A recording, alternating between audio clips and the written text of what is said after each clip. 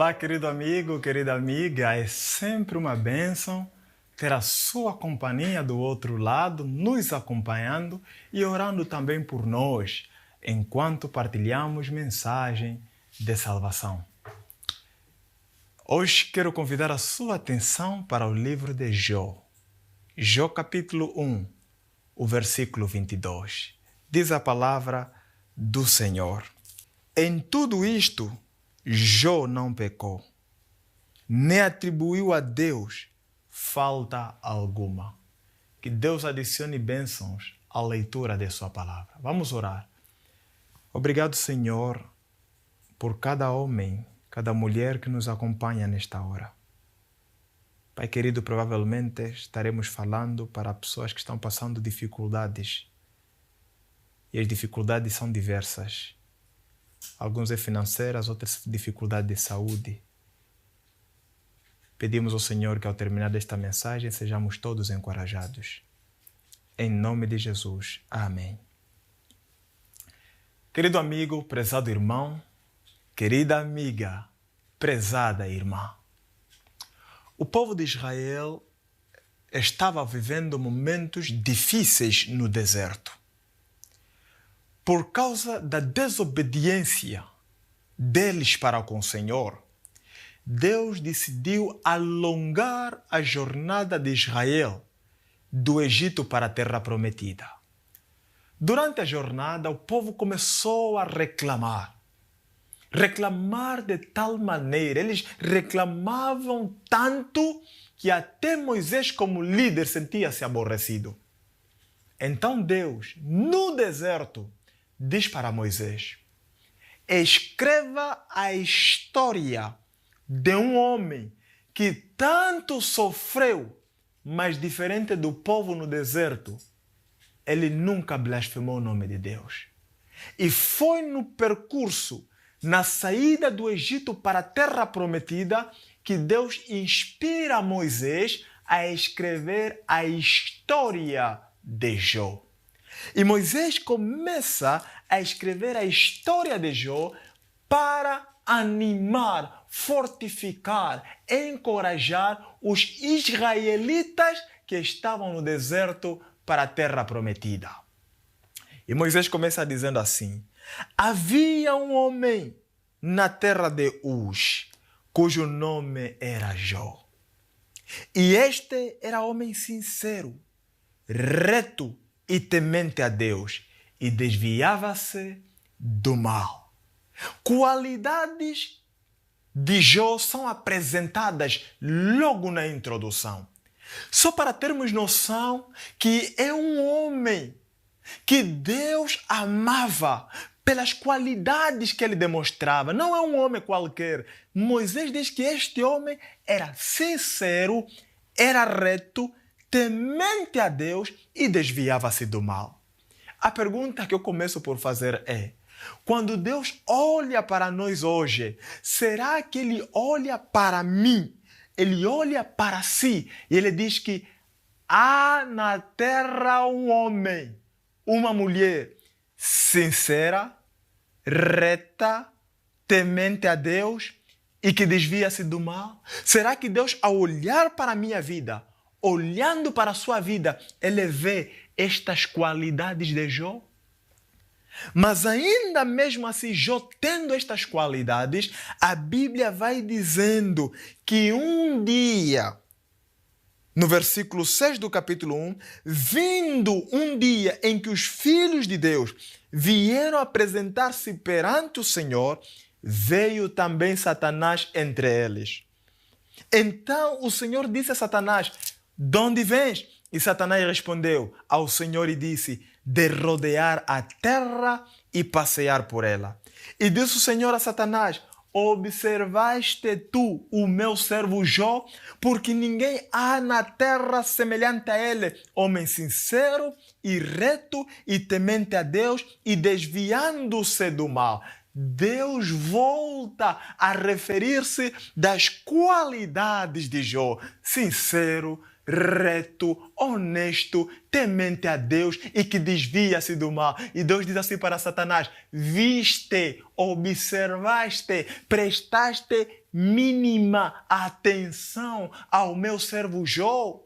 Deus mostra-se ser orgulhoso do seu filho Jó. E Satanás, ele responde a Deus no versículo 10, diz assim: porventura não o cercaste tu de bens, a ele e a sua casa e tudo quanto tem, a obra das suas mãos abençoaste e o seu gado está aumentando na terra?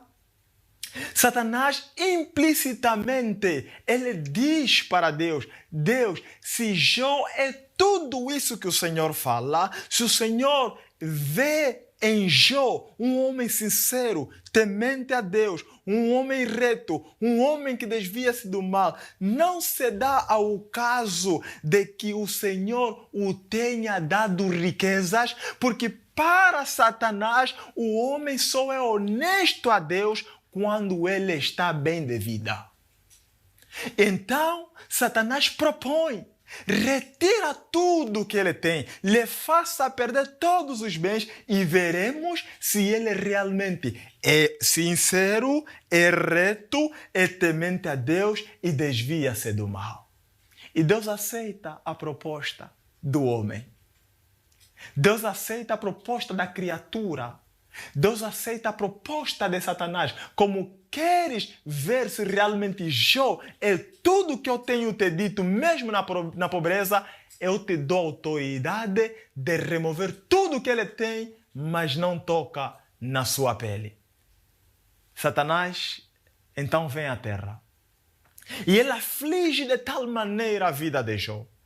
Toda a riqueza que Jó tinha, a Bíblia diz que perdeu todo o gado, ele perdeu todos os bens, não só o gado, não só os bens, mas a Bíblia diz que ele perdeu também os seus filhos.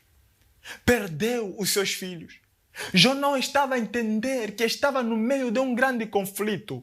Jó não estava a entender que estava no meio de uma guerra espiritual. Jó não estava entendendo que estava sendo provado para dar testemunho ao mundo todo a respeito de sua fé para com Deus. Ele não estava entendendo. Ele perde tudo. Satanás faz prova dele, retirando tudo para ver se ainda assim iria de se manter fiel a Deus. Na pobreza, queridos irmãos, Jó nos mostra que mesmo perdendo tudo, ele declara no versículo 22, diz assim que e tudo isto, ou em tudo isto, Jó não pecou, nem atribuiu a Deus falta alguma. Eu lhe pergunto, você ainda iria à igreja se perdesses o emprego? Você ainda iria à igreja se em um só dia você perdesse o emprego, a tua casa fosse demolida e os teus filhos morressem? Ainda adorarias a Deus se fosses despromovido? As pessoas hoje em dia deixam de adorar a Deus por mínimas coisas. Mínimas coisas. Um mal-entendido na igreja se deixa de vir à igreja. Uma provocação de uma irmã por acidente se deixa de vir à igreja. As pessoas hoje desmotivam-se, distanciam-se de Deus por mínimas coisas. E a minha pergunta é, se coloca na posição de Jó. Não é porque alguém te fofocou para deixar a igreja. Se coloca na posição de Jó. Se perdesses o emprego, a tua casa iam demolissem, os teus filhos morressem, tudo isto em uma só semana, você ainda diria que Deus existe? Mas Jó vai dizer que mesmo na pobreza, a Bíblia diz que ele não pecou. Ele estava sofrendo, tinha tudo, perdeu tudo, mas ainda assim manteve-se como um homem reto, justo, temente a Deus e desviava-se do mal. No capítulo 2, nós esperávamos algo melhor. Mas o capítulo 2, o versículo número 3, diz que, e disse o Senhor a Satanás, outra vez Satanás se encontra com o Senhor. E quando Satanás se encontra com o Senhor lhe pergunta, observaste o meu servo Jó? De novo, O Senhor pergunta: observaste, meu servo Jó, porque ninguém há na terra semelhante a ele, homem sincero e reto, temente a Deus e desviando-se do mal, e que ainda retém a sua sinceridade, havendo-me tu incitado contra ele para o consumir sem causa. E Satanás respondeu ao Senhor e disse: pele por pele, e tudo quanto o homem tem dará pela sua vida. Se da primeira vez no capítulo 1 Satanás disse que Jó só te adora pela riqueza, no capítulo 2 Satanás está a dizer que Jó apenas te adora pela saúde. Um capítulo ele diz que é pela riqueza. No outro capítulo ele diz que é pela saúde. E Deus diz assim: Satanás, vai e toca na pele do homem, apenas não lhe tira a vida. E Satanás desce, e a Bíblia diz que afligiu de tal maneira a Jó. O homem começou a se esfregar pela dor. Diria eu hoje que se fosse hoje, nós diríamos talvez que Jó estava a se esfregar com o caroço, ou com o sapupo, ou alguma coisa assim, porque quando a dor é imensa, é intensa, a vontade é se raspar. Eu já vi alguém que tinha uma ferida, que de tanta dor ele ficou tão desesperado que tudo que pegava em suas mãos colocava na ferida com a esperança de sará-la. Este homem Jó, ele foi afligido. A Bíblia diz que ele chegou a um ponto em que até a própria mulher disse, no versículo 9, capítulo 2, sua mulher disse: ainda retens a tua sinceridade? Amaldiçoa a Deus e morra. A mulher olha para a saúde do homem. Diríamos hoje, Jó era um homem que tinha tudo e de repente perde tudo e para piorar fica doente, mas doente, terrivelmente doente. Como mulher, qual seria a tua observação perante um homem que era funcionário da AGT? Depois ele perde tudo, perde o emprego e fica doente aos seus cuidados. Como é que você como mulher agiria? Um homem que era um comandante, um homem que tinha uma posição alta na sua empresa e de repente pela doença perde tudo. Perde tudo. Todos os privilégios, todos os subsídios, ele perde tudo. Porque já não consegue trabalhar pela doença e agora está aos teus cuidados como mulher. O que é que você faria? A mulher de Jó foi uma mulher impaciente. A sua paciência teve limite. Mas a Bíblia vai contar no capítulo 2, versículo 10, diz assim: mas ele disse: como fala qualquer doida, assim falas tu. Receberemos o bem de Deus e não receberíamos o mal? E a Bíblia diz: em tudo isto não pecou Jó com os seus lábios. Maranata. Não pecou Jó com os seus lábios. Ele deu glória a Deus. Por quê? Porque Jó sabia que Deus não estava ausente da sua situação. Jó sabia que ele, mesmo passando por tudo aquilo, Deus estava acompanhando o seu caso. E quando nós temos a esperança de que Deus está acompanhando o nosso caso e entregamos a nossa situação nas mãos de Deus, nós esperamos receber soluções das mãos de Deus. Por isso Jó, ele diz no seu capítulo 19, versículo 25, diz assim: porque eu sei que o meu Redentor vive e que por fim se levantará sobre a terra. Deus sabe do que estás a passar. Deus sabe o que estás a viver. Deus sabe o que nós estamos a viver. Deus entende a tua dor e Ele vê a sua dor. E no momento certo, Ele vai agir. Tenha fé tal como Jó. Tenha esperança tal como este homem. Não se desespere, porque o nosso Redentor, Ele vive. Que Deus te abençoe. Se te encontras no hospital, te encontras deitado numa cama do hospital ou em sua casa, te encontras desempregado neste momento, que o Senhor te anime, te dê a força, te dê a coragem, tenha fé, porque o nosso Redentor vive. Vou te convidar neste momento para uma breve oração.